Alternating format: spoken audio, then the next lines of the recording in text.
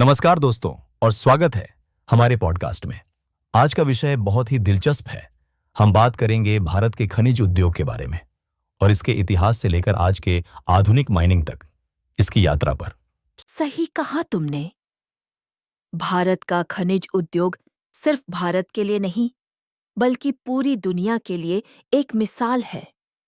सोचिए, भारत में माइनिंग का इतिहास लगभग 5,000 साल पुराना है। क्या आपको लगता है कि इस उद्योग ने हमारे समाज और संस्कृति को कैसे प्रभावित किया है? बिल्कुल, ये एक तरह से हमारे तकनीकी विकास का एक महत्वपूर्ण हिस्सा रहा है। जब हम प्राचीन भारत की बात करते हैं तो हड़प्पा और सिंधु घाटी सभ्यता के कारीगरों ने जो धातु शिल्प किया वो बहुत ही अद्भुत था। उन्होंने कॉपर, ब्रॉन्ज, गोल्ड और सिल्वर जैसे धातुओं का इस्तेमाल करके न सिर्फ औजार और आभूषण बनाए, बल्कि समृद्ध व्यापार नेटवर्क भी स्थापित किया। और ये सिर्फ धातु शिल्प तक सीमित नहीं था, बल्कि आर्यावर्त में लोहे का इस्तेमाल भी शुरू हुआ था। दिलचस्प बात यह है कि दिल्ली का जो लोहे का स्तंभ है, वह करीब 1600 साल पुराना है और वो आज भी जंग नहीं खाता। क्या आपको लगता है कि यह तकनीकी महारत उन समयों में बहुत बड़ी बात थी? एकदम। और जब हम मुगल काल की बात करते हैं तो खनिज उद्योग और भी विकसित हुआ। गोलकोंडा के हीरे और कोलार गोल्ड फील्ड्स जैसे खनन क्षेत्र उस समय बहुत प्रसिद्ध थे।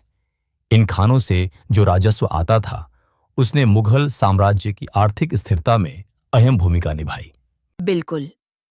मुगल काल में माइनिंग ने न केवल उनके साम्राज्य को आर्थिक ताकत दी, बल्कि ये एक वैश्विक व्यापार का हिस्सा भी बन गया। लेकिन फिर ब्रिटिश काल में माइनिंग का चेहरा कुछ अलग हो गया। ब्रिटिश सरकार ने भारत के खनिज संसाधनों का इस्तेमाल औद्योगिक विकास के लिए किया। हाँ, और यही समय था जब कोयला माइनिंग शुरू हुई। 1774 में भारत में वाणिज्यिक कोयला खनन की शुरुआत हुई और फिर 1873 में रेलवे के चलते कोयले की मांग और बढ़ गई। आपको क्या लगता है कि इस समय खनिज उद्योग ने भारत के औद्योगिकीकरण में कितनी अहम भूमिका निभाई?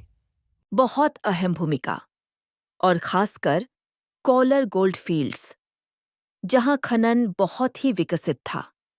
वहां के खनन कार्य इतने व्यवस्थित थे कि 1800 से 1989 में वहां दुनिया का पहला पावर प्लांट स्थापित हुआ था। साथ ही 1930 के दशक में लंदन तक टेलीफोन कॉल की सुविधा थी। यह सच में बहुत आधुनिक था उस समय के हिसाब से। यह सब सुनकर लगता है कि ब्रिटिश काल में माइनिंग का विकास बहुत तेजी से हुआ।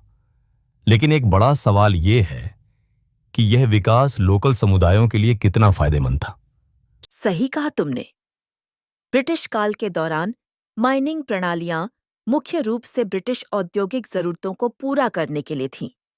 इसका असर ये हुआ कि स्थानीय समुदायों को उतना लाभ नहीं मिला और कई बार उनका शोषण भी हुआ। हालांकि जब भारत स्वतंत्र हुआ, तब तो माइनिंग को नए दृष्टिकोण से देखा गया। और स्वतंत्रता के बाद भारत सरकार ने माइनिंग को राष्ट्र के विकास के लिए एक अहम क्षेत्र माना। सार्वजनिक क्षेत्र की माइनिंग कंपनियां जैसे एनएमडीसी, कोल इंडिया और बेल्को ने इस उद्योग में सुधार लाया और देश को आत्मनिर्भर बनाने की दिशा में कदम बढ़ाए। बिल्कुल। 1970 के दशक में कोयला माइंस का राष्ट्रीयकरण किया गया, जिससे माइनिंग के क्षेत्र में एक मजबूत निगरानी और विकास हुआ। और आजकल माइनिंग भारत के जीडीपी में करीब 2% का योगदान देता है, जो लाखों लोगों को रोजगार भी प्रदान करता है। सही कहा तुमने।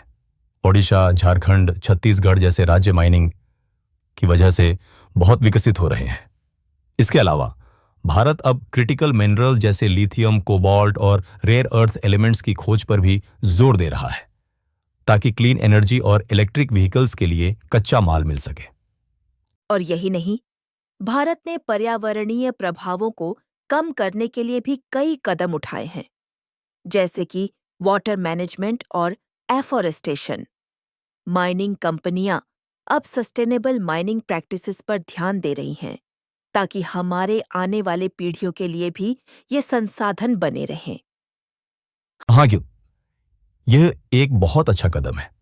डिस्ट्रिक्ट मिनरल फाउंडेशंस डीएमएफ के माध्यम से माइनिंग प्रभावित इलाकों में शिक्षा, स्वास्थ्य और रोजगार योजनाएं लागू की जा रही हैं ताकि स्थानीय समुदायों का विकास हो सके।